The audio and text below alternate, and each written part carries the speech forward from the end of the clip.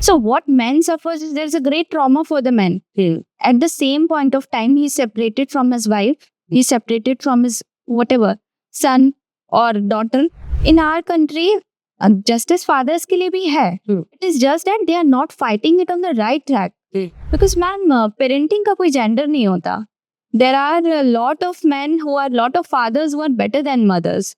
कई बार मदर्स भी बच्चे को इस तरह से फीड करते हैं कि फादर के पास जाओगे तो फादर तुम्हें जंगल में छोड़ देगा, तुम्हारे हाथ पैर काट देगा. कि एक बार जब वो उसको लेकर जा रहे थे घर पे बच्चे को, तो उसने जब उनका घर ऑलमोस्ट आने वाला था तो उस बच्चे ने कहा कि यहाँ पे हाबू रहता है, हाबू, एंड हाबू मेंट डिमन. चाहे जो भी हर्डल्स आते हैं, मदर चाहे आपके ऊपर FIR कर दे, कोई फॉल्स एलिगेशंस लगा दे, फाइट करो, विजिटेशन मत छोड़ो. The situation, the law has changed. अब लॉ ये कहता है कि अगर वाइफ एडल्ट्री में रह रही है, यानी कि जारता किसी और पुरुष के साथ उसके संबंध है, तो भी उसको इंटरिम मेंटेनेंस ग्रांट नहीं किया जा सकता.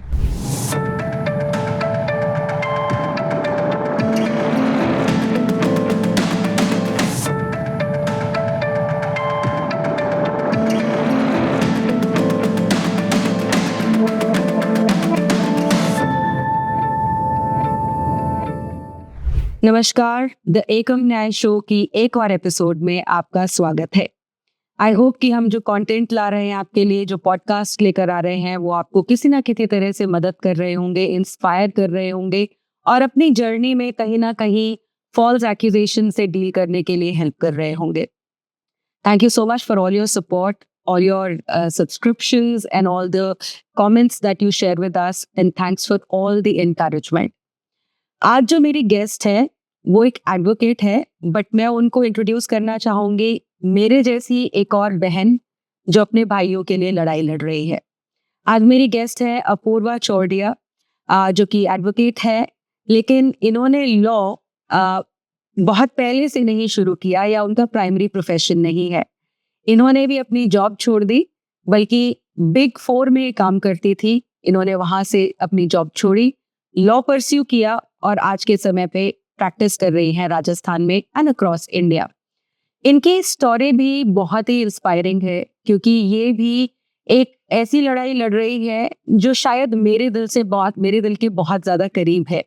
इन्होंने बहुत सारे पुरुषों के लिए लड़ाई लड़ी है, उनके खास करके फादर्स के लिए मैं बोलूंगी इनका जो संघर्ष रहा है. हालांकि बहुत ज्यादा समय नहीं हुआ इनको प्रैक्टिस करते हुए, लेकिन उन्होंने बहुत ही छोटे समय में बहुत अच्छे ब्यूटीफुल ऑर्डर्स लेकर हेल्प करी है उन फादर्स के लिए जो अपने बच्चों से मिल नहीं पाते हैं. तो welcome to the podcast, Apurva. Thank you so much. Thank you very much, ma'am, for hosting me today on Ekam Nyaay show. I'm also very happy to be here, ma'am. Thank you. And how my journey started, I just saw in my some close relations also, I just saw some people suffering. And I just felt that some women advocates should also come forward and should also speak on these topics and should become a sarthi in getting justice for people. But so that's how कहाँ से मतलब कैसे सोचा अपूर्वा कि एक इतनी अच्छी job को छोड़ के और फिर एक नए प्रोफेशन में बिल्कुल फ्रॉम द स्क्रैच आपने स्टार्ट किया, तो कैसे शुरू किया and how is it going for you? Ma'am, the journey started just like I told ki some close relatives, I just saw that they are suffering, and I just realized that the law is totally women centric, and more women advocates need to come forward and talk about what the men are suffering. And so just likewise I also became an advocate, and I'm just loving this profession, ma'am. And a lot of fathers, I just saw that ki child custody battles जो लड़ रहे हैं, उनके लिए I want to motivate them कि just go for it. If you are right, if you are genuine, you are a good father, then you are definitely going to get the custody of your child. Okay. So Apurva, starting करते हैं यहाँ से कि किस तरह की sufferings आप आज के समय पे पुरुषों की देख रही हैं. बहुत सारे केसेस आप कर रही हैं. क्या क्या मेजर इश्यूज हैं और क्या क्या मेजर ट्रॉमाज हैं जो आज के समय पे लीगल बैटल, जब मैट्रिमोनियल डिस्प्यूट्स में होती है, तो आदमी फेस कर रहे हैं? Deepika, what happens is कि जब भी कोई मैट्रिमोनियल डिस्प्यूट होता है, so sometimes the fight is between both men and husband and wife both, but sometimes just on the fault of a woman, she leaves the marriage. So what man suffers is there's a great trauma for the man. At the same point of time, he's separated from his wife. He's separated from his whatever son or daughter. Oh, he must be loving them a lot. So he's separated from them also.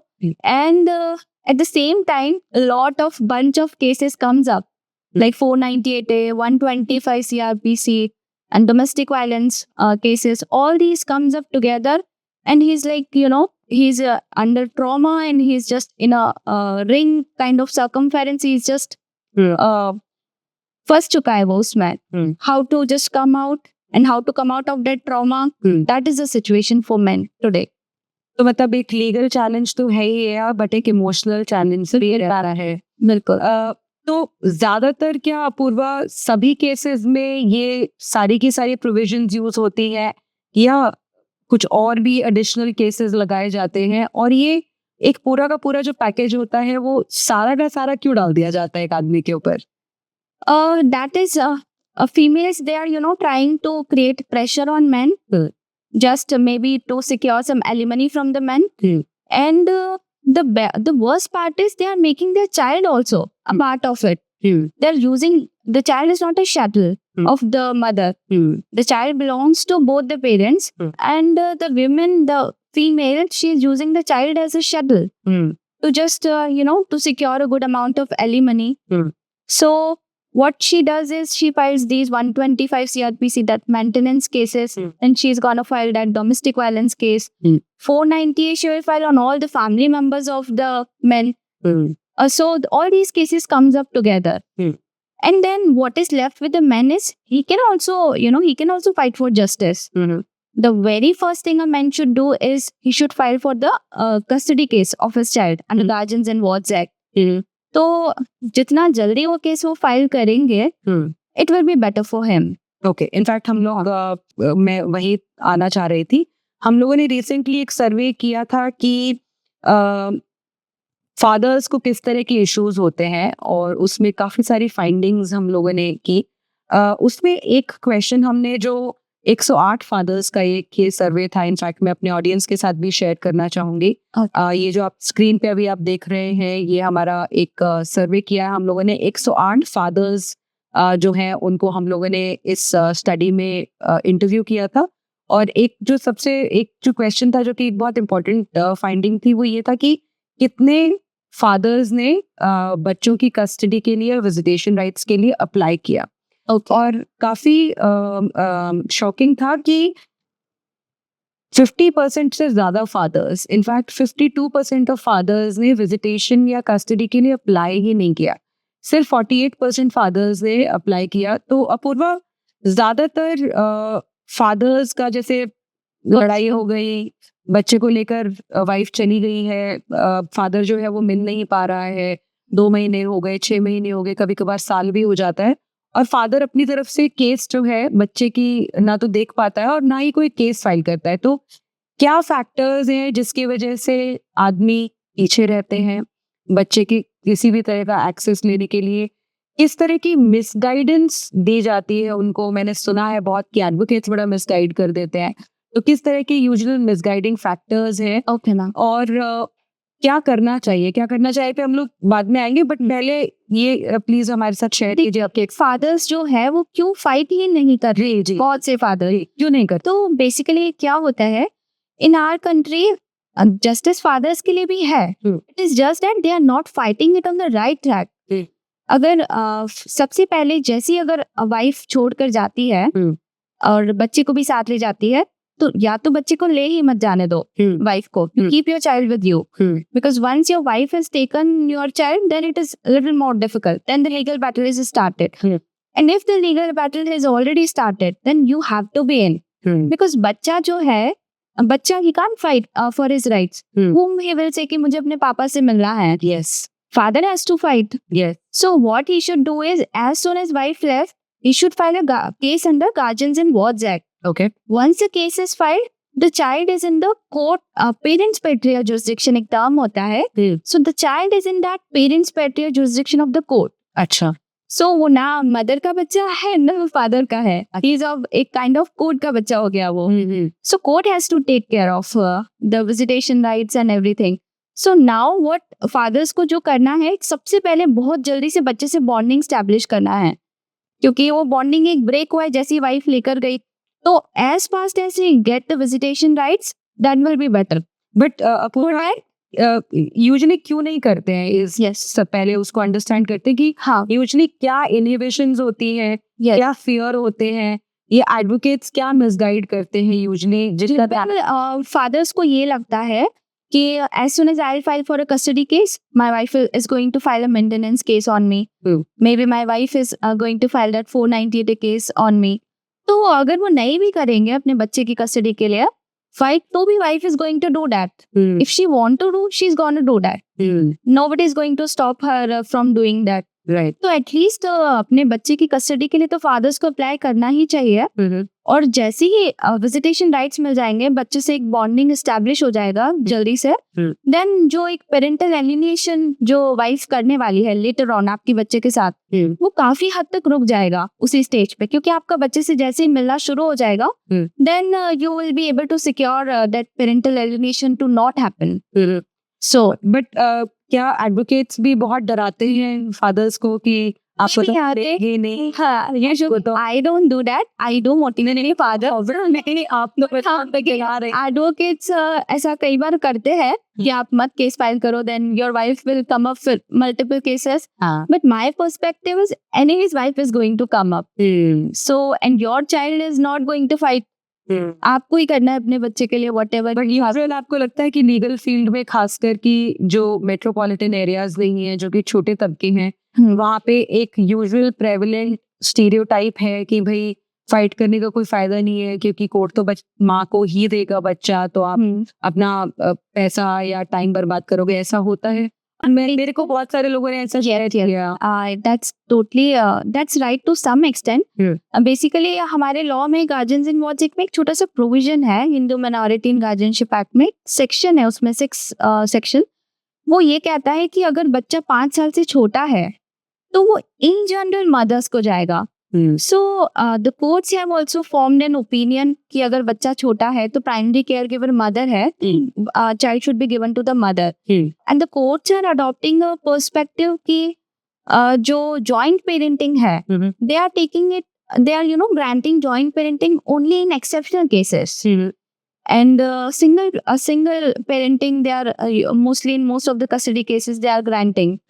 So what we need to move is the courts should also, now they are moving, like recently Mumbai High Court have formed guidelines regarding joint parenting of the kids.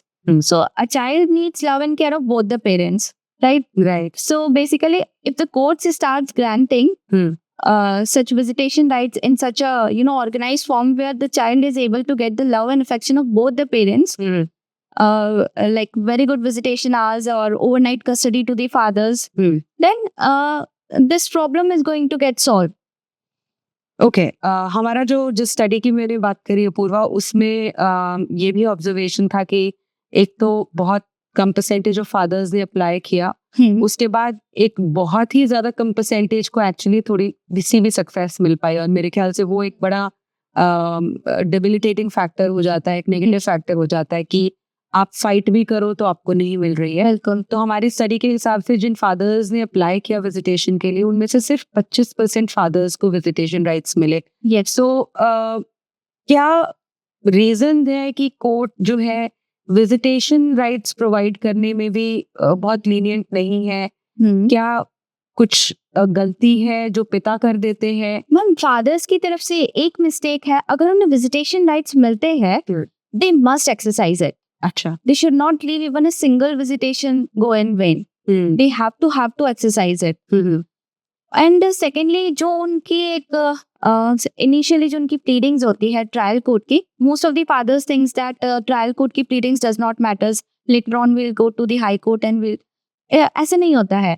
आपका जो initially जो trial है, जो pleadings है, वो that should be very detailed and that should be totally child centric. बहुत से fathers अपनी petition में mothers की बुराई करने लग जाते हैं. जी. That should not happen. The petitions of them should be totally child centric कि मैं अपने being a father, मैं अपने बच्चे का लालन पोषण, उसके education, उसकी ग्रोथ, हर चीज में कैसे कंट्रीब्यूट कर सकता हूँ. In fact fathers should say that मैं अपनी वाइफ को अनलिमिटेड विजिटेशन राइट्स अलाउ करता हूँ and just give the custody to मी.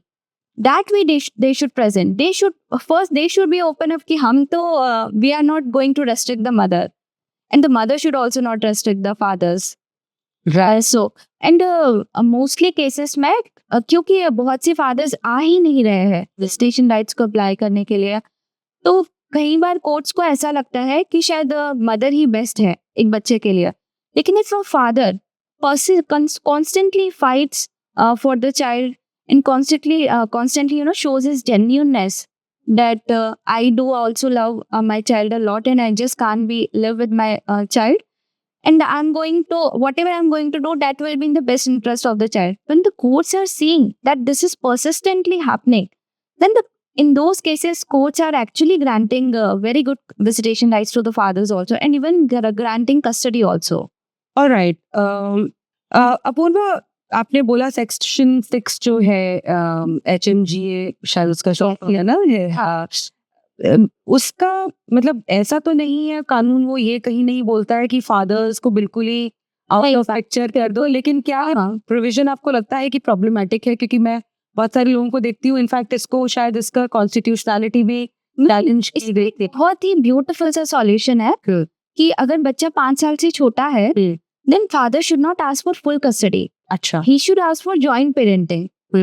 तो section 6 is not restricting a father from claiming joint parenting. Full custody के लिए है कि that should go to mother if the child is below 5 years. That is also in general cases. But if there are some exceptional circumstances also in this, कि जैसे कि अगर if your wife is insane और if she is living in adultery, तो in those cases कई बार custody father को भी दी जाती है if the child is below 5 years. Okay. So अगर ऐसी कोई सिचुएशन है एंड जॉइंट कस्टडी के लिए, तो fathers they can always fight. Okay. But मतलब आज के मतलब सोसाइटी में आपको लगता है पूर्वा की फादर्स बड़े हैंड्स ऑन है अपने बच्चे की अपब्रिंगिंग में? इनफैक्ट पर्सनल अगर मैं ऐसा करूँ, तो अभी आप मेरे साथ बैठी हैं and your husband is taking care of the child. Yes. तो आजकल के जो यंग जो पुरुष हैं, वो तो बहुत बड़े हैंड्स ऑन फादर हैं. यस. तो ये कहीं ना कहीं प्रोविजन मेरे ख्याल से लगता है कि मॉडिफाई ना, बिल्कुल बायस्ड है मैम. यूजुअली आज क्या होता है कि आजकल पेरेंट्स को दे जस्ट हैव 1 child और 2 child, तो उसकी अपब्रिंगिंग इन जितनी मॉडर्न हमारी सोसाइटी आज है, तो दोनों पेरेंट्स इक्वली करते हैं. But when they are separated, then also husband is equally attached to his wife as well as to his child. So that section 6 that has to be changed. Actually, it is women biased because ma'am, parenting का कोई gender नहीं होता. There are a lot of fathers who are better than mothers, and they have shown it in their journey. Right, absolutely. Apoorva, आपका personal कोई case share कीजिए जो आपको अभी तक की आपकी जर्नी में या तो बहुत ज्यादा पेनफुल था या जो आपको कहीं ना कहीं सबसे ज्यादा इम्पैक्ट किया है.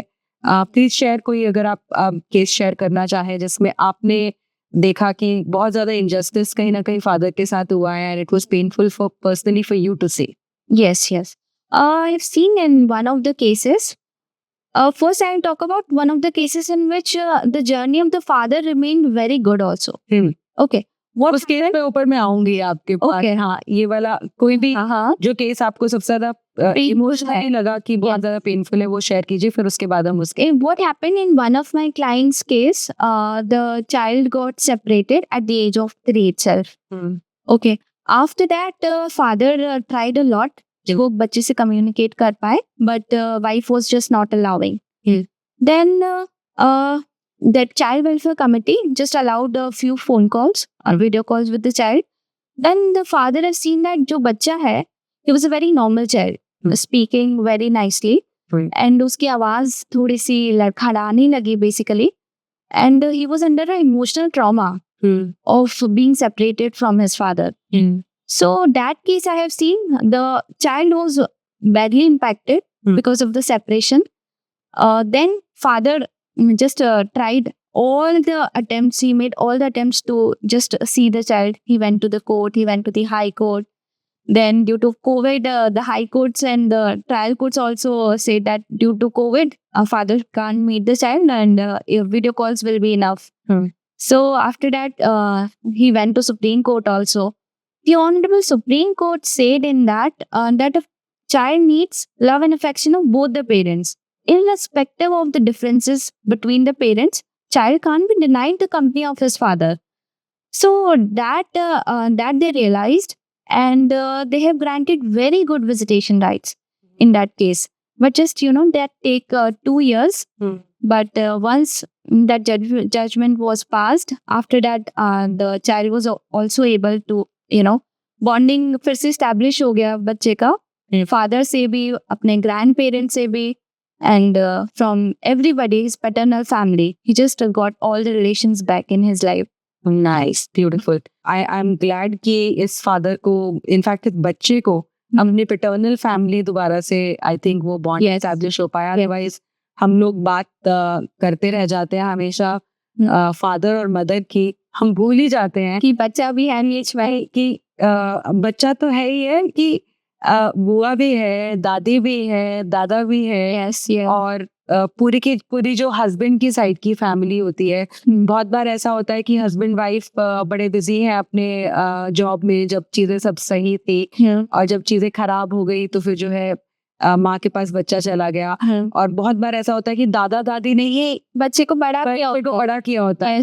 और उस सिचुएशन में इनफैक्ट मैं तो ऐसे बहुत सारे केसेस हैं जहाँ पे इनफैक्ट एक मनोज का तो मैं केस हमेशा शेयर करती हूँ. मनोज के केस में भी उसका बच्चा जब पैदा हुआ था तो ये दोनों के दोनों काम कर रहे थे, हस्बैंड वाइफ, और मनोज की माँ ने जो है उस किया. यस. और उसके बाद जब वो मैडम ले गई बच्चे को, तो उसके बाद दादी तो हो जाता है, मतलब फादर तो मिल ही नहीं पाया, और दादी सोचिए वो कितनी बुजुर्ग हैं. और अभी थोड़े दिनों पहले मैं प्रोटेस्ट में उनकी माँ से मिली जो बच्चे की दादी हैं, और वो आज इतने साल हो गए हैं सेपरेशन को, मेरे ख्याल से 7-8 साल हो गए हैं, उन्होंने अपने पोते को कभी देखा नहीं है, लेकिन आंटी की आंखों से वैसे ही टपर टपर आंसू बह रहे थे. Yes. So it is so sad. It is very sad for the child, as well as for the grandparents. Correct. क्योंकि माँ ने तो जला है, वो एक बहुत बड़ी बात है, और इसमें कोई दो राय नहीं है कि माँ और बच्चे का जो बॉन्ड होता है वो सबसे ज्यादा क्लोज होता है. लेकिन देखिए इस केस में दादी ने बच्चे को कितना पाला पोसा जी, एक माँ का उसने रोल अदा किया. बिल्कुल. तो कहीं ना कहीं तो नर्चरर है. जो पैटर्नल फैमिली होती है और जो मैटरनल फैमिली होती है, दोनों ही बच्चे की लाइफ का 50-50% पार्ट होता है. तो अगर आप एक बच्चे से उसके फादर को दूर कर दो, और इनफैक्ट पूरी पैटर्नल फैमिली को दूर कर दो, इट इज लाइक आपने बच्चे के जो फॉर्मेटिव ईयर्स होते हैं उसमें उस पार्ट का आपने 50% बच्चे की लाइफ का किल कर दिया. करेक्ट. बच्चे की लाइफ में दोनों का होना बहुत जरूरी है तभी. और कई बार ऐसे केसेस होते हैं कि बच्चे को इस तरह का इमोशनल ट्रॉमा और इस तरह की साइकोलॉजिकल डिसऑर्डर्स हो जाते हैं which are totally irreversible. Like I know. They can even become a criminal, they can get suicidal thoughts, they can get into depression. Anything could happen with such kids who are separated from their parents. In fact होता भी है unfortunately. India में इतनी ज़्यादा बड़ी country, इतनी ज़्यादा बड़ी पॉपुलेशन है, इतने ज़्यादा इश्यूज हैं कि इन बातों के ऊपर किसी का ध्यान ही नहीं जाता. अदरवाइज इंटरनेशनली तो ऐसे बहुत सारे सर्वे हैं जो एस्टैब्लिश करते हैं कि ज़्यादातर क्राइम उन लोगों द्वारा कमिट किया जाता है जो कि ब्रोकन होम से आते हैं. Yes. जो कि जिनके पेरेंट्स में बहुत ज़्यादा बिटर डिस्प्यूट्स थे, उनका चाइल्डहुड जो है बिल्कुल बहुत ज़्यादा फॉर्मेटिव ईयर जैसे आपने बोला. नेशन. एब्सोल्युटली. बट इंडिया में तो ऐसा कोई डेटा ही नहीं कोई गैदर करता, यही नहीं कोई देख रहा है कि ये चिल्ड्रन ऑफ ब्रोकन जो है. That ma'am, in India the parental abduction, not that parental abduction, but जो separation हो जाता है और जो parental alienation है, that is actually not recognized as a crime in India. Yes. Lot of countries have recognized it a crime. There they have prescribed punishment for this also. But हमारे country में ये अभी तक crime है नहीं. तो इस केस में ट्राई तो बहुत दूर की बात है, इसको मेरे ख्याल से कभी नहीं लिया जा। यस पहली बार अनुभव जी मोहंती है जिन्होंने हमारे सांसद में इस मुद्दे पर बात की थी जी कि पेरेंटल एलिनेशन 2016 में उन्होंने इस बारे में बात की थी। करेक्ट अनुभव जी ने बहुत बार पेरेंटल इश्यू को रेज किया है। डेटा एंड फैक्ट्स भी जो है हमारे पार्लियामेंट के सामने प्रेजेंट किए, बट अनफॉर्चुनेटली हमारे लॉ मेकर्स जो हैं इन गंभीर मुद्दों के ऊपर कभी अपनी अटेंशन देते ही नहीं है। अपूर्वा, आपके केसेस में एनालाइज कर रही थी, कुछ ऑर्डर्स मैंने पढ़े और एक केस जो है वो काफी मुझे सॉलिड लगा, मैं जो बोलूंगी, क्योंकि यूजुअली ऐसा बड़ा कम होता है। आपके क्लाइंट है, उनकी 3.5 साल की बच्ची है, फीमेल चाइल्ड है। यस और उनको ना ही सिर्फ आपने बहुत ही ब्यूटीफुल विजिटेशन ऑर्डर्स दिलवाए, बल्कि ओवरनाइट कस्टडी भी दिलवाई। Almost now joint custody type उनका सेटअप हो गया है। और इस केस में मैं अपने ऑडियंस से शेयर करूंगी कि जब विजिटेशन राइट्स अच्छे अपूर्वा ने अपने इस फादर को दिलवाए, जो इनके क्लाइंट है, तो मदर जो है बच्चे को लेके किसी और जगह ही शिफ्ट हो गई ताकि वो फादर जो है बच्चे से ना मिल पाए। तो अपूर्वा, आपने क्या स्ट्रैटेजी इस केस में अडॉप्ट की? और काफी अनयूजुअल केस है, कैसे आपने कोर्ट को कन्विंस किया, या कैसे इस फादर की थ्रू आपने कोर्ट को कन्विंस किया? और अगर जैसे इस केस में भी हमने देखा कि मदर जो है बच्चे को लेकर चली गई जी, तो अगर ऐसी सिचुएशन हो जाए तो क्या किया जाए? बिल्कुल जी। In this case the first best move was, जैसे ही वाइफ बच्चे को लेकर गई तुरंत GW केस वाज फाइल्ड। उसके बाद कितनी देर में, मतलब बच्चे को just within few months 2-3 months। अच्छा, यस आफ्टर दैट फाइल करते ही 3 महीने में ही we went to the high court, Rajasthan High Court. We took an expeditious order because and the High Court have granted in the best interest of the child that the case interim visitation that should be decided expeditiously. ये एक बहुत important point है जो मैं emphasise करना चाहूंगी अपने audience के लिए कि क्योंकि एक दिन एक बच्चे की लाइफ में जो है बॉन्ड ब्रेक नहीं होना चाहिए। एक दिन इम्पैक्ट करता है, क्योंकि बच्चा तो एक दिन ही 1 साल के बराबर ग्रो करता है, मतलब तभी आप केस को भी विन कर पाएंगे। The more early you establish the bond, the more are your chances to win the case. Correct. तो इन्होंने जाके हाई कोर्ट में एक्सपीडिशियस ट्रायल लिया और ये कहा कि ऑलरेडी 4-5 महीने हो चुके हैं बच्चे को, तो इतना और सेपरेशन हो जाएगा तो बिल्कुल बॉन्ड जो है ब्रेक हो जाएगा। एंड ऑनरेबल हाई कोर्ट ने actually declined to grant a very quick then yes there is one more thing I would like to emphasize. जैसे ही फादर अपने बच्चे के लिए विजिटेशन राइट्स मांगते हैं, they should also file an application for contact rights. अच्छी at least बच्चे से बात तो करवा दो। तो वो कोर्ट बिना किसी रिप्लाई के they can allow it on the very first day also. तो जो बॉन्ड ब्रेक हुआ है आप वहीं से उसे संभाल लो उस बॉन्ड को। Then in this case we got the court granted visitation rights also. The trial court granted visitation rights of just 4 hours in a month. So and that too just in the court premises के अंदर ही। अब court को environment बहुत fruitful नहीं होता है बच्चे के लिए। बच्चे को खेलना भी होता है, खाना भी होता है, everything। and एक layman के लिए भी कोर्ट environment बहुत थोड़ा सा unusual होता है, uncomfortable होता है, तो बच्चे के लिए भी होता है। So with this issue we went to the high court. So secondly both the parents were in the same city। अच्छा, है ना, उन दोनों के बीच में जस्ट 3.5 किलोमीटर का डिस्टेंस था लड़के घरों में। So we presented in this way कि this is the best case जहाँ पे जॉइंट पेरेंटिंग को हमारे कोर्ट्स इम्प्लीमेंट कर सकते हैं, because both the parents are in the same city. और तो कोर्ट्स इन दिस केस सबसे पहले उन्होंने एक विजिटेशन राइट दिया डेली बच्चे से मिलने का। अच्छा, मदर के घर पे। अच्छा, that was the first. And on all holidays and all Sundays जो बच्चे की कस्टडी है वो फादर के पास रहेगी। This was the order. तो mother played a very tactic move. What she did is that distance of 3.5 kilometre का जो डिस्टेंस है जिस पर ऑर्डर बेस्ड था, she just made that distance to 100 kilometers। She move to another state and she basically moved to another state, to another city, in the name of that she want to prepare for some coaching exams. That way she moved. So then again when the case was heard next So she said that now since I'm so far, I'm so 100 kilometers away, so the visitation rights of Delhi should be ended over. So what the court realized कि ये जो movement है that is basically जो court ने visitation rights grant किए हैं, court के orders का उल्लंघन करने की कोशिश है राइट जस्ट, और एक टैक्टिक मूव है। करेक्ट तो वाइफ का कंडक्ट इस केस में काफी खराब देखते हुए ऑनरेबल कोर्ट ने वाइफ को डायरेक्शंस दे कि since you have created the distance of 100 kilometres, so fine, you come with the child and आप बच्चे को फादर के घर पे आओ, ड्रॉप करो और वो फादर मिल ले and then you take her back, and like this you have to do for every Sunday. So 2 to 3, 4 Sundays she did like that.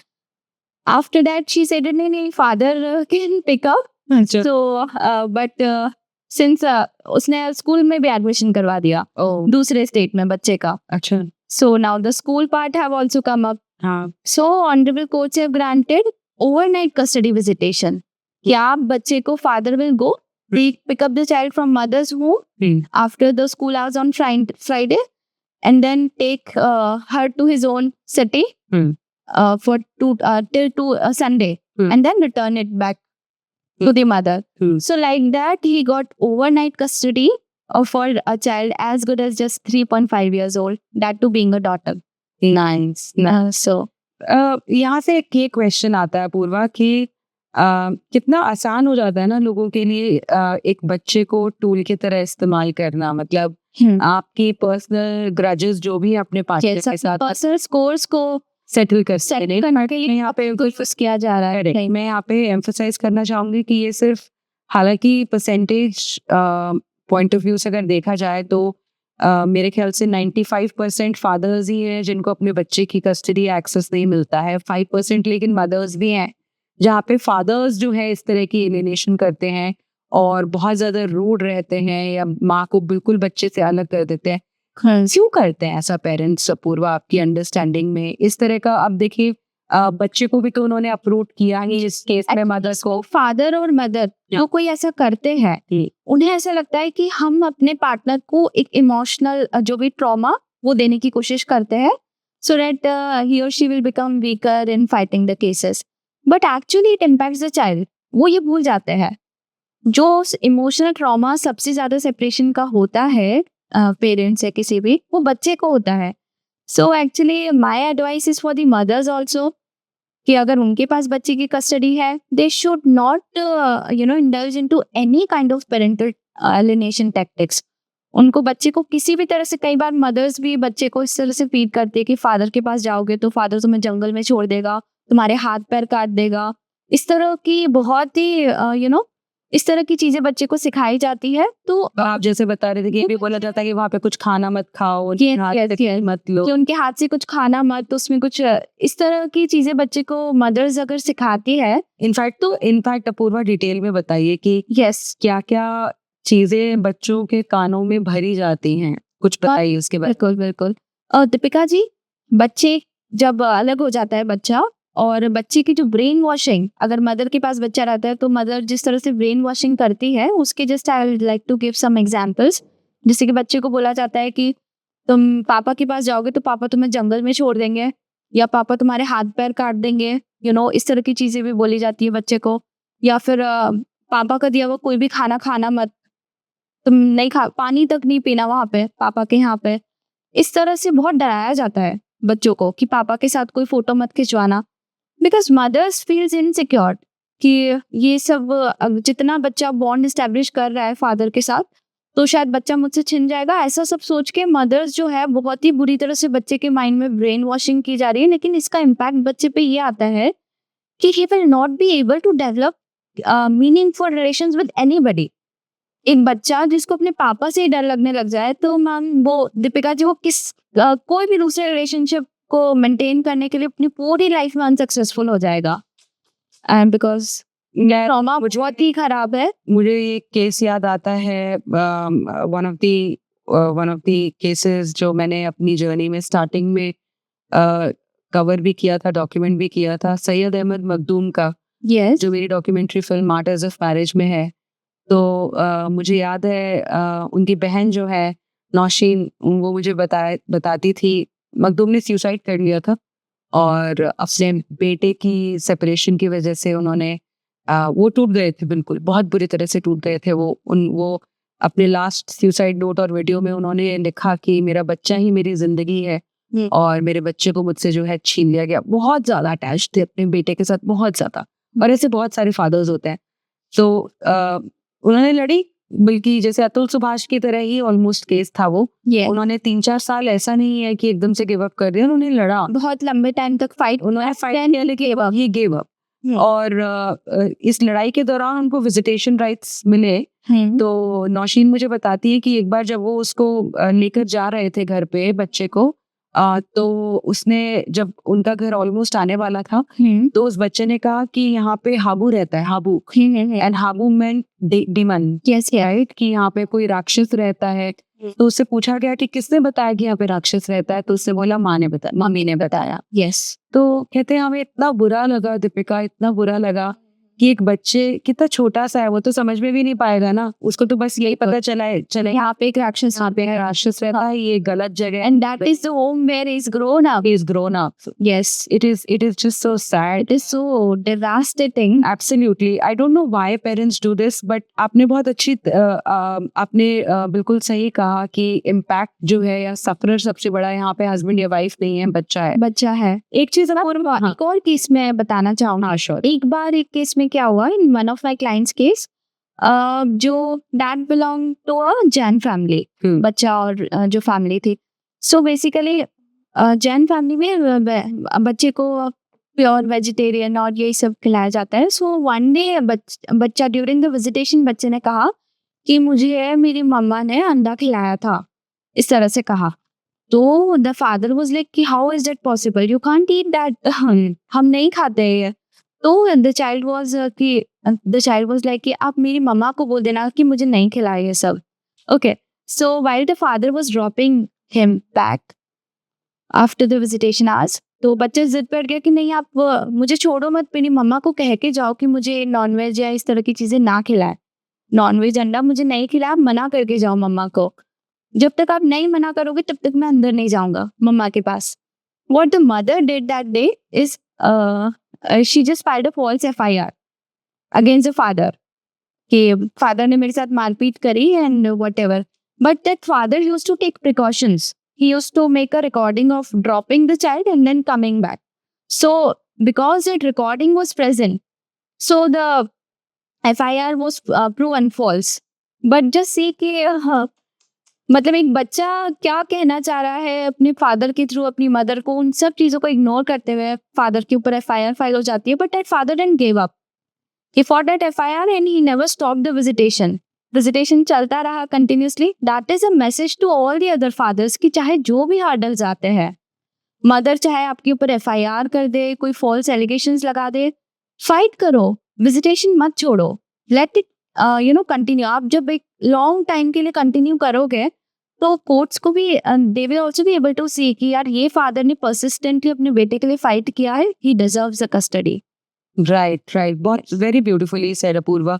But मेरे को तो सुनते ही जिटर्स आ रहे हैं कि मतलब अपने कलेजे के टुकड़े को मिलने के लिए, देखने के लिए इतनी ज्यादा बैटल, मतलब hats off to fathers persistently try। मतलब मुझे नहीं लगता कि शायद, मुझे इनफैक्ट इतनी बड़ी शायद कोई भी लड़ाई होती होगी पूरा, मेरे ख्याल से। One of the case I know ma'am, उसमें बच्चे को चाइल्ड वेलफेयर कमेटी ने विजिटेशन राइट्स दिए थे, तो बच्चा थोड़े से लंबे टाइम के बाद अपने फादर से मिला था।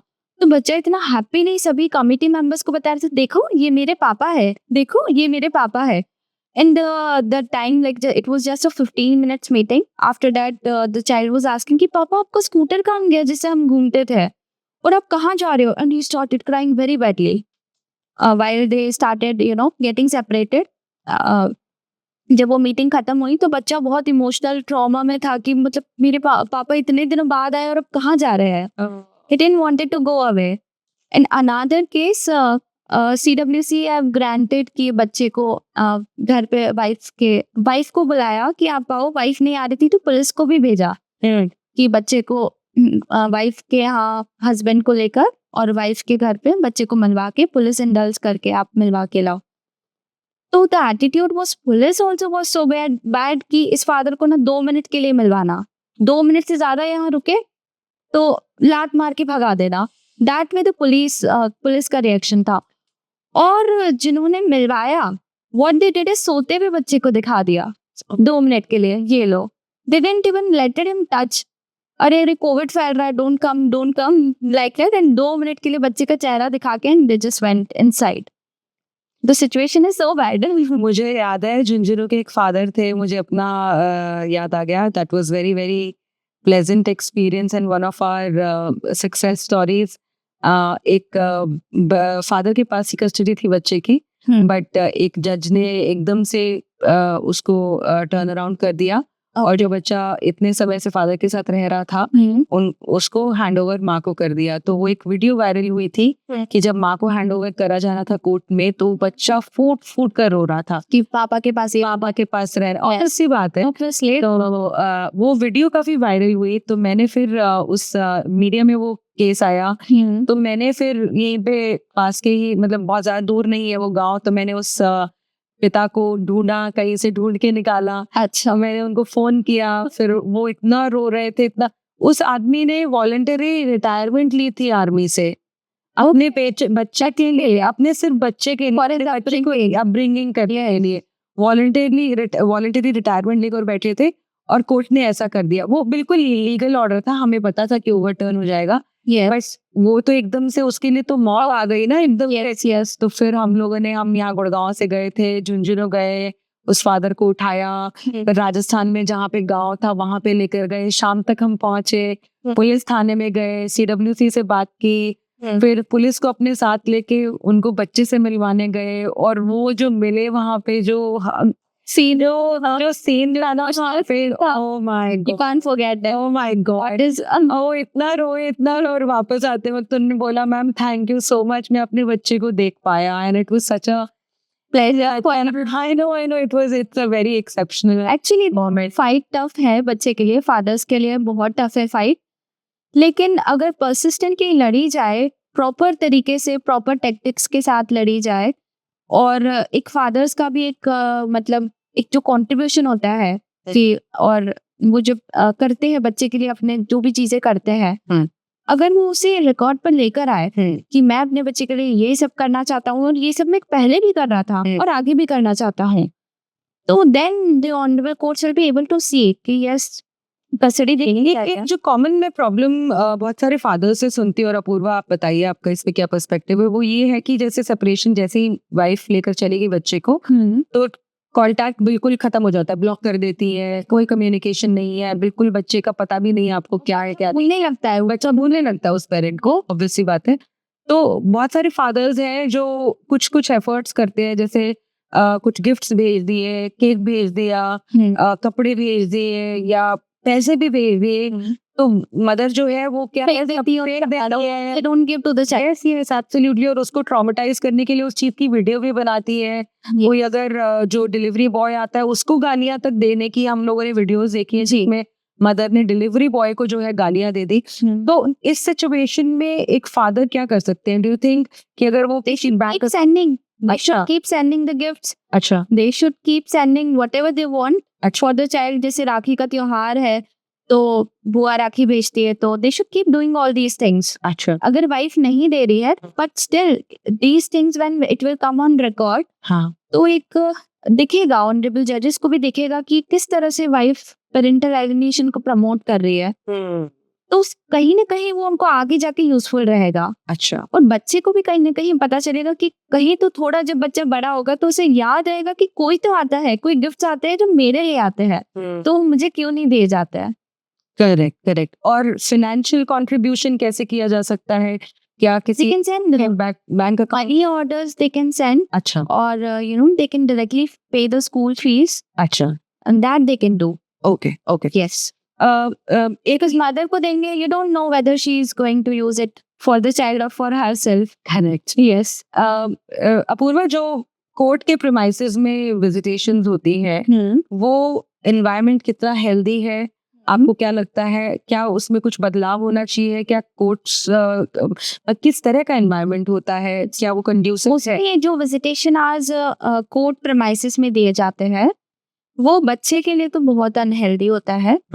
यू नो उसको चेंज करके इनफैक्ट आप किसी भी मॉल में विजिटेशन दे दो, किसी भी पार्क में दे दो। इसके लिए एक टर्म होता है, that is one is supervised visitation and another is unsupervised visitation. Supervise मतलब मदर की प्रेजेंस में बच्चे को फादर से मिलवाया जा रहा है। अनसुपरवाइज्ड इसके फादर अपना बच्चे को लेके जाए, आराम से खिलाए पिलाए सब कुछ और फिर वापस मदर के पास छोड़ दे, या वाइस वर्सा, जैसा भी विजिटेशन है। तो unsupervised visitation is only the real visitation. जो मदर के प्रेजेंस में होगा या फादर के प्रेजेंस में जो भी विजिटेशन होगा, तो बच्चे पे बहुत प्रेशर रहता है कि मम्मा ने तो मना किया था कि पापा को हग मत करना, पर बच्चा वो भी सोचेगा कि हग तो करने का मन हो रहा है मुझे अपने पापा को। तो वो सारी चीजें होती है। तो मैं तो यही कहती हूँ कि ऑनरेबल कोर्ट्स को जो भी विजिटेशन देने हैं, that should be unsupervised, that should be outside the court premises in a environment where the child and the parent can be like child and parent.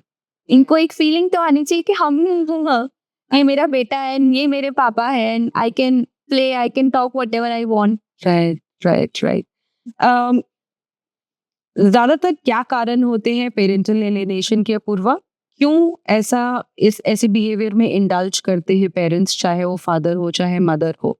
क्या बेनिफिट या फिर क्या उनको ऐसी ग्रेटिफिकेशन मिलती है कि वो बच्चे को बिल्कुल दूर कर देते हैं?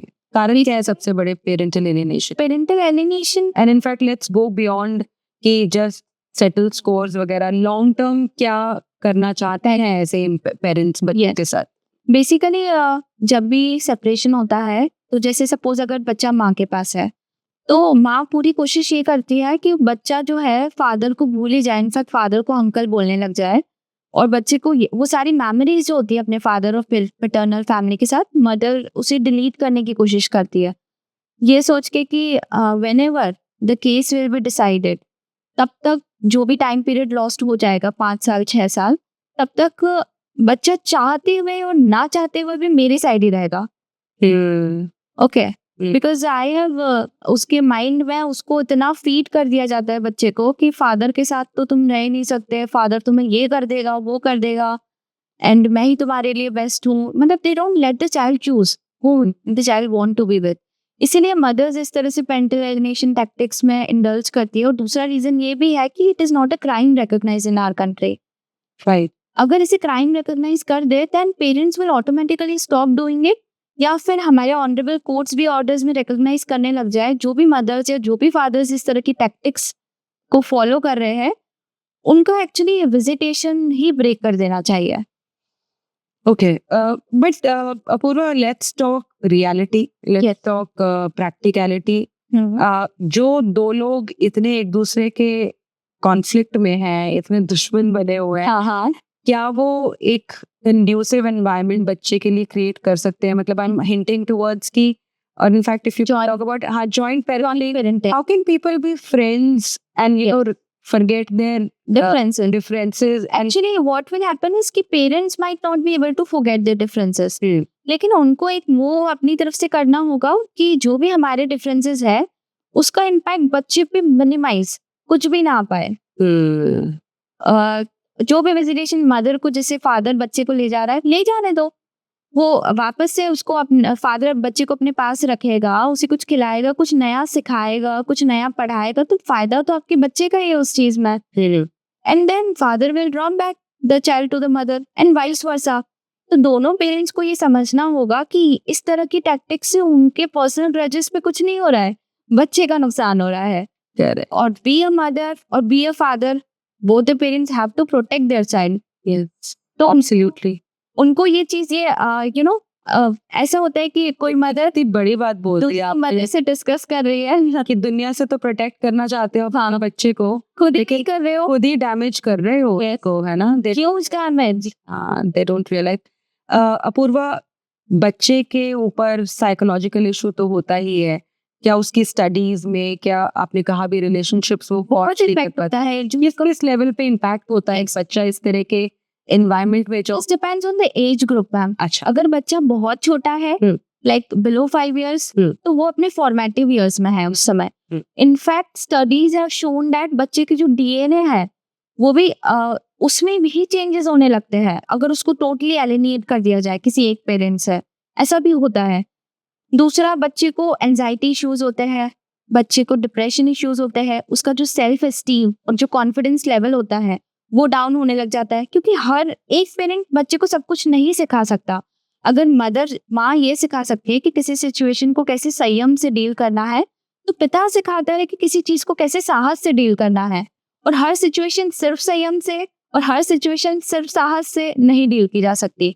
बच्चे की लाइफ में दोनों तरह की सिचुएशंस आने वाली है, तो बेसिकली दोनों पेरेंट्स का होना बहुत बहुत जरूरी है, यही मैं कहूंगी। ओके, शेयर्ड पेरेंटिंग का आपको अपूर्वा फ्यूचर क्या दिखता है इंडिया में? और अभी there are lot of suicidal cases in India, जैसे अतुल सुभाष का हुआ, अभी चित्तौड़गढ़ में भी इस तरह का एक केस हुआ है। तो और अब राइट नाउ हमारी कंट्री में सिचुएशन ये है कि Indian courts are also realizing it कि फादर्स की भी इम्पोर्टेंस है और शेयर्ड पेरेंटिंग देना ही बेस्ट है in the best interest of the child. Right तो नाउ बस व्हाट इज लैकिंग इज एक फ्रेमवर्क कि कैसे दे। जब बोथ द पेरेंट्स आर अगर सेम सिटी में है then it is more easier. अगर दोनों पेरेंट्स अलग अलग सिटीज में है तो कैसा फ्रेमवर्क होना चाहिए, किस तरह के विजिटेशन राइट्स देने चाहिए, तो उसमें देयर आर सॉल्यूशंस। जैसे कि जब छुट्टियां होती है बच्चों की, 2-2 महीने की गर्मियों की छुट्टियां होती है, तो उस टाइम पूरा आप फादर को दे दो, या वाइस वर्सा अगर फादर के पास कस्टडी है तो पूरी जितनी भी छुट्टियां है इसमें बच्चे को मदर को दे दो। तो इस तरह से जॉइंट पेरेंटिंग को इम्प्लीमेंट किया जा सकता है। अपूर्वा, आपने बोला कि अब कोर्ट्स रियलाइज करने लग गई है कि इट इज वेरी सैड कि सुसाइड केसेस हुए और उसके बाद थोड़ी सी realisation I.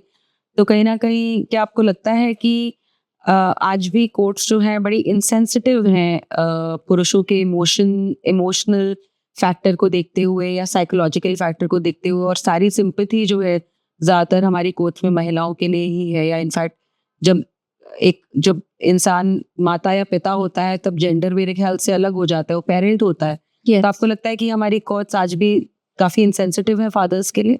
The courts are little women centric, क्योंकि लॉज में भी कुछ प्रोविजंस ऐसे हैं, लेकिन व्हाट आई फील इज कि अगर चाइल्ड कस्टडी केसेस में फादर्स भी दिखाए कि हम भी अपने बच्चे की पेरेंटिंग करना चाहते हैं, हम दोनों मिलकर करते हैं और हमें अलाउ किया जाए, और इस तरह से अलाउ किया जाए, and they come up with a plan कि हम कैसे करेंगे, इस दिन बच्चा मम्मा के पास रहेगा, इस दिन मेरे पास रहेगा, और that way they just come up with a plan irrespective of their differences. So in that case, only in those cases Indian courts are granting like joint custody or joint visitation rights. Otherwise mostly they are in the favor of women, क्योंकि उन्हें ऐसा लगता है कि ऐसा लगता है basically कि women are the basic primary care givers।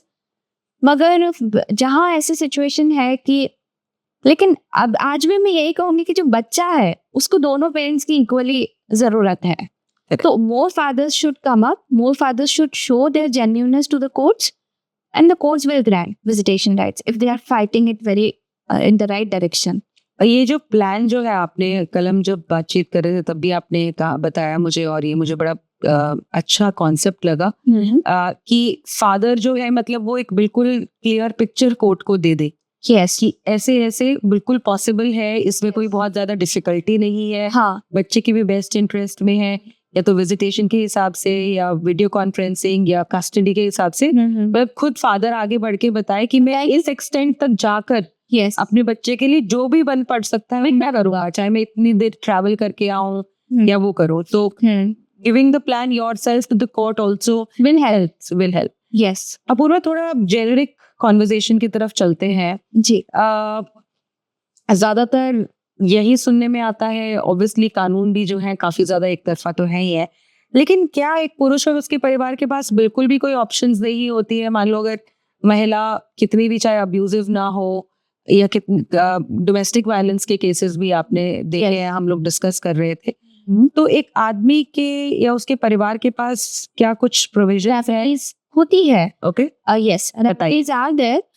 What happens is कि एक लॉ है prevention of women from domestic violence. Yes.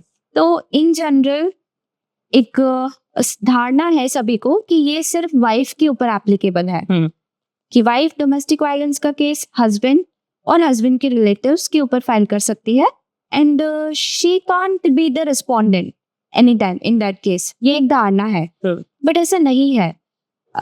इस लॉ में भी कई बार बहुत सारे चेंजेस किए गए। इनफैक्ट पहले ये वाइफ पर एप्लीकेबल होता था, but today it is applicable to every women who has faced any domestic violence। मतलब कोई भी महिला आपके परिवार में जिसके साथ किसी भी तरह की घरेलू हिंसा, भले ही किसी मेन या किसी विमेन के द्वारा की गई है, तो ये एप्लीकेबल है। तो सपोज अगर हस्बैंड है, हस्बैंड की मदर के साथ हस्बैंड की वाइफ ने वायलेंस किया, तो डेफिनेटली हस्बैंड की जो मदर है, यानी कि जो सास है, वो भी अपनी बहू पे घरेलू हिंसा का मुकदमा कर सकती है। ओके, ननद भी कर सकती है अगर ननद ननद भी के साथ अब्यूज हो, वायलेंस हो। बिल्कुल, क्योंकि ये डोमेस्टिक होम उनका रहा होता है। लेकिन क्या कोर्ट्स किसी भी तरह का रिलीफ ग्रांट करती है? जैसे क्योंकि यूजुअली वाइफ अगर इस तरह का केस करे तो प्रोटेक्शन ऑर्डर्स ले लेती है, तो क्या बिल्कुल, सास को भी प्रोटेक्शन ऑर्डर बिल्कुल मिलेगा। जो भी प्रोटेक्शन ऑर्डर सास को मिलना होगा, जैसे कि घर में घुस करके वाइफ परेशान ना करे, तो definitely they will get it. अच्छा, क्योंकि लॉ में ये रेमेडी है, बस लोग इसे यूज नहीं करते हैं, ओके, बिकॉज अवेयरनेस नहीं है, दे डोंट नो अबाउट। और कोई प्रोविजंस जो कि हस्बैंड और उसकी फैमिली यूज कर सकते हैं, खासकर उन केसेस में जहाँ पे अब्यूज या वायलेंट सिचुएशंस है वाइफ या उसकी फैमिली की तरफ से? अगर जैसे कि फीमेल मेंबर्स के साथ है, तब तो आप डोमेस्टिक वायलेंस एक्ट यूज कर सकते हैं। अगर if it is not with the female members, जैसे कि हस्बैंड को वाइफ शुरू से बहुत अब्यूसिवली वायलेंटली परेशान कर रही है, तो man can also file an assault FIR against women. ऐसा कोई रेस्ट्रिक्शन नहीं है लॉ में। और इनफैक्ट जैसे वाइफ बार बार झूठे केसों में फंसाने की धमकियां देती रहती है अगर अपने पति को, तो वो उसे पहले से जाकर के कभी भी कंप्लेन दर्ज कर सकते हैं कि मेरी वाइफ इस तरह के मुझे गलत एक्यूजेशंस में फंसाने की धमकियां देती है। तो आप अभी इस पर एक्शन ना ले, लेकिन ये आपकी नॉलेज के लिए है। क्या पुलिस ले लेती है इस तरह की इन्फॉर्मेशन? एप्लीकेशन दे, वो इन्फॉर्मेशन आप जो भी दो, एप्लीकेशन दो, वो तो उन्हें लेनी ही है। अच्छा, whether they take action on it or not, that depends. Right. Apoorva,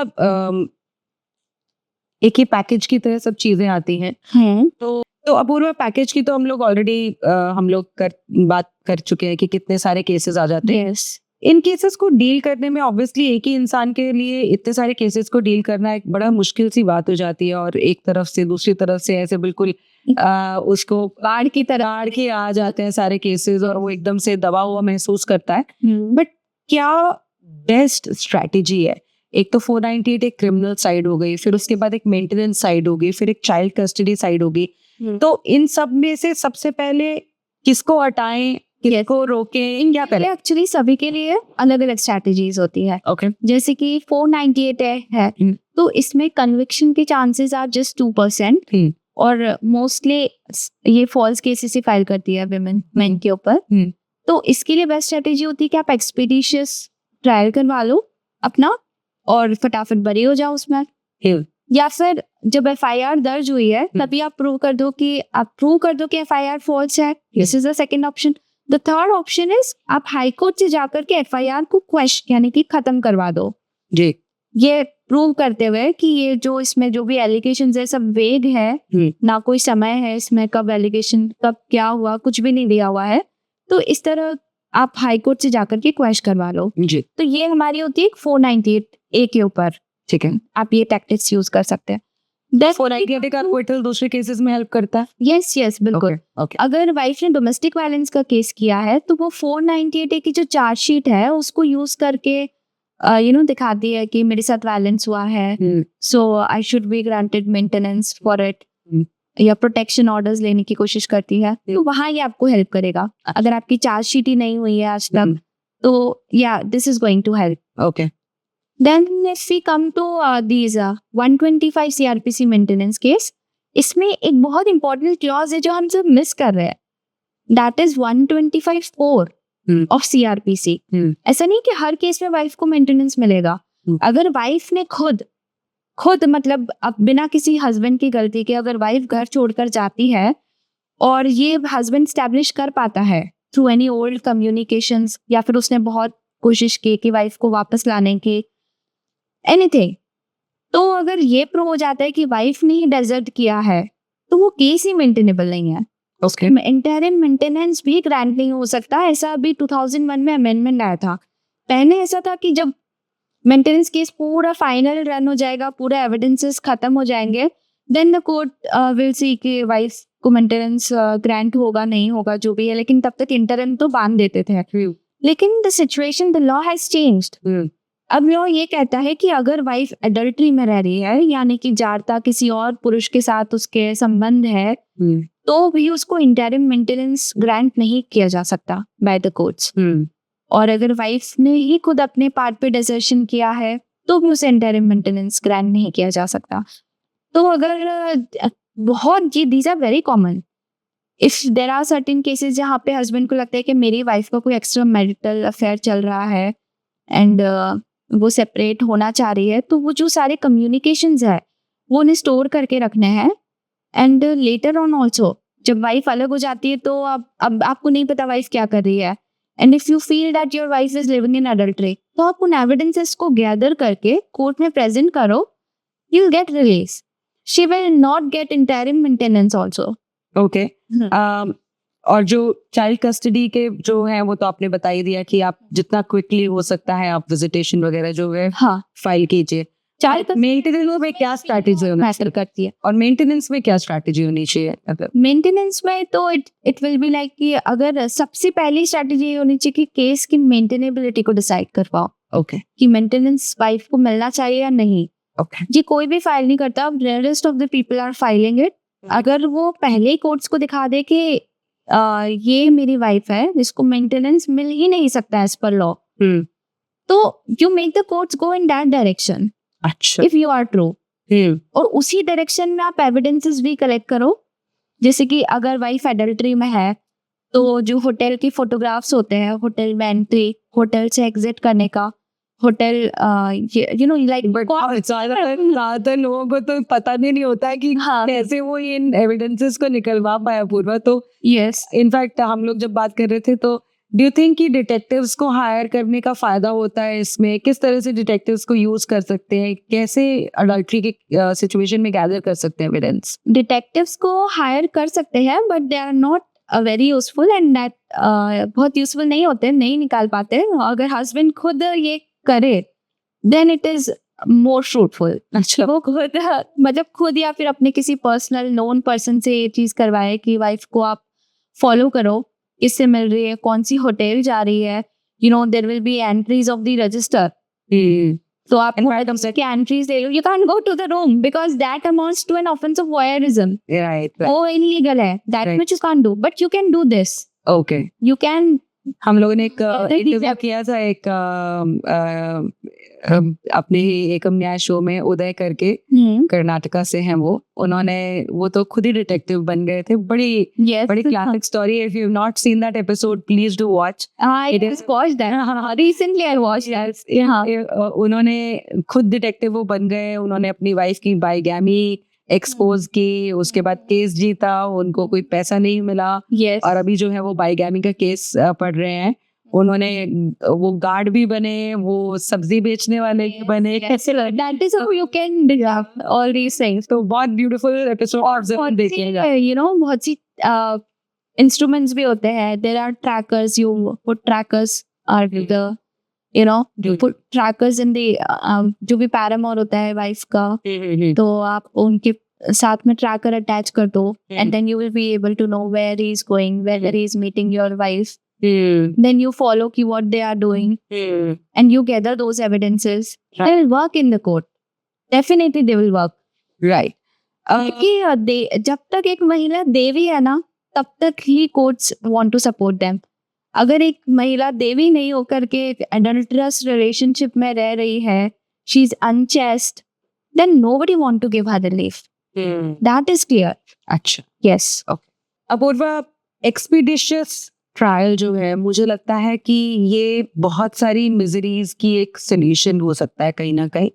unfortunately हमारी कोर्ट्स में मामले इतने ज्यादा लंबित हैं कि एक्सपीडिशियस ट्रायल की पिटिशंस को भी सुनने में कोर्ट्स 1 साल 2 साल लगा देती हैं। बट एट व्हाट पॉइंट, चाहे क्रिमिनल प्रोसीडिंग्स हो चाहे सिविल प्रोसीडिंग्स हो, आप कब जा सकते हैं हाई कोर्ट में एक्सपीडिशियस ट्रायल की पिटिशन के साथ, और कब किसी इंसान को जो कि एक्चुअली इन केसेस को बिल्कुल पैशनेटली फाइट करना चाहता है जाना चाहिए? सी एक्सपीडिशियस ट्रायल के लिए अगर आप जो क्रिमिनल चीजें हैं 498 वगैरह है उनके लिए तो आपको तुरंत like after chargesheet, if chargesheet is file उसके आप 6 से 8 महीने बाद जाओ, एकदम एक केस फाइल होते ही चले जाओगे तो you won't get the relief कि आपको क्यों इतनी अर्जेंसी है लाइक दैट। तो एक कंसीडरेबल पीरियड ऑफ टाइम जैसे कि 8 to 9 मंथ्स अगर बीत चुका है then you can go for expeditious trial.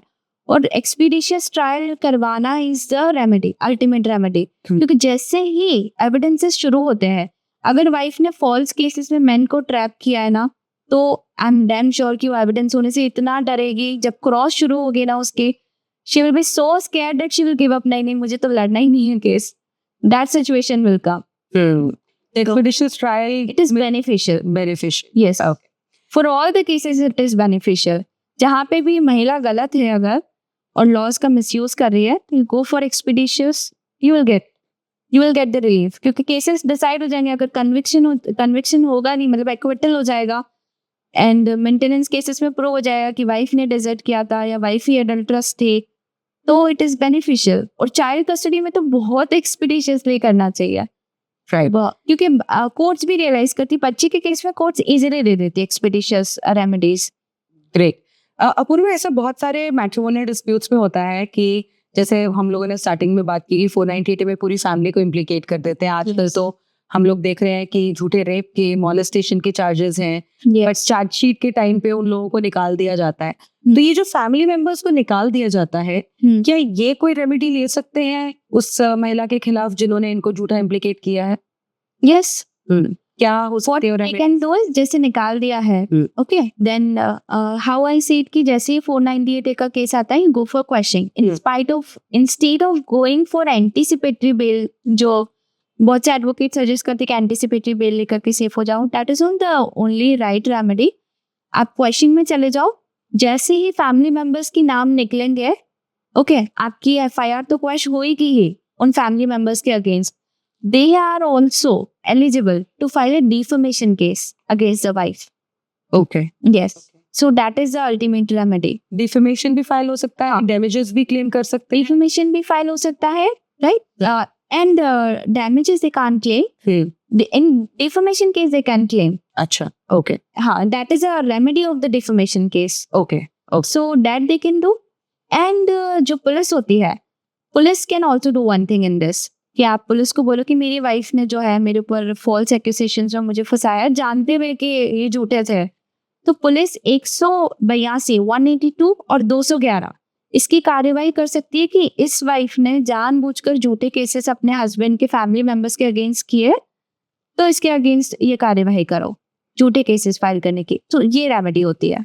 Okay. ये police can file, but police usually करती नहीं है। I have seen in one of the cases. Police have filed. Yes. अच्छा, मैट्रिमोनियल डिस्प्यूट में? Yes, matrimonial. I mentioned the case ना that बच्चे का visitation चल रहा था and wife filed a false FIR. हाँ, अभी जो आपने Yes, I mentioned that. Correct. So उसमें FIR लगी, झूठी प्रूव हुई because क्लियर वीडियो था। इनफैक्ट उस वीडियो में दिख रहा था कि वाइफ हस्बैंड का फोन स्नैच कर रही है और वाइफ हस्बैंड पर अटैक कर रही है, जबकि एफआईआर वाइफ फाइल कर रही है। तो बहुत क्लियरली प्रूवन थी वो एफआईआर। तो पुलिस ने बोला कि इसने सिर्फ बच्चे की कस्टडी के केस में एडवांटेज लेने के लिए ये झूठी एफआईआर की, तो इसके अगेंस्ट 182 और 211 की कार्यवाही करो। Very nice, very nice, very very knowledgeable conversation. बस एक लास्ट जो मैं क्वेश्चन आपसे पूरा आज पूछूंगी वो ये है कि do you think there is hope for men? Yes, I think that there is hope. It is just that they have to consistently fight. Then there is a hope.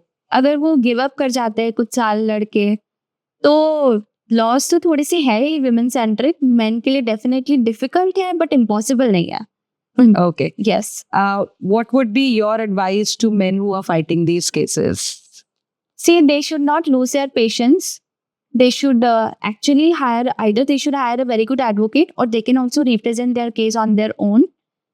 और अगर वो राइट डायरेक्शन में जाते हैं और जो भी evidences है, जो भी अपने उनकी जो ओल्ड मोबाइल कम्युनिकेशंस थे, उन डिवाइसेस को भी वो प्रिजर्व करके रखते हैं और एक राइट डायरेक्शन में जाते हैं, और वो गलत नहीं है, उन्होंने कुछ नहीं किया महिला के साथ, उन्होंने कभी कुछ गलत नहीं किया, अपनी वाइफ को बहुत अच्छे से रखा है, तो if they fight they will get relief. थोड़ी लंबी हो सकती है, हो सकती है, पर मुश्किल भी हो सकती है, लेकिन इम्पॉसिबल नहीं हो सकती. सत्य परेशान हो सकता है, लेकिन पराजित नहीं हो सकता. Very beautifully said Apurva. सत्य परेशान हो सकता है, प्रताड़ित हो सकता है, लेकिन पराजित नहीं हो सकता.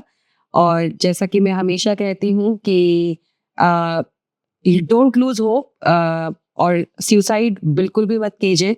हमने जितनी भी एकम न्याय शो में एपिसोड्स किए हैं, उनमें ऐसी बहुत सारे एपिसोड्स हैं जो कि बहुत ही इंस्पायरिंग केसेस, जैसा मैंने उदय का केस भी शेयर किया, उनकी कहानी है. तो प्लीज़ इन एपिसोड्स को देखिए. और अगर आप कभी भी बिल्कुल होपलेस फील करते हैं, डिप्रेस्ड फील करते हैं, तो आप एकम न्याय फाउंडेशन से कांटेक्ट कर सकते हैं. और भी बहुत सारी मेंस राइट्स ऑर्गेनाइजेशंस हैं, उनसे कांटेक्ट कर सकते हैं. और जैसा अपूर्वा जी ने कहा, इस पूरी की पूरी जर्नी में एक अच्छे वकील का आपके साथ होना, देखिए बहुत सारे लोग कहते हैं, खासकर मेंस राइट्स मूवमेंट में, कि वकील ऐसे हैं, जुडिशरी ऐसी है.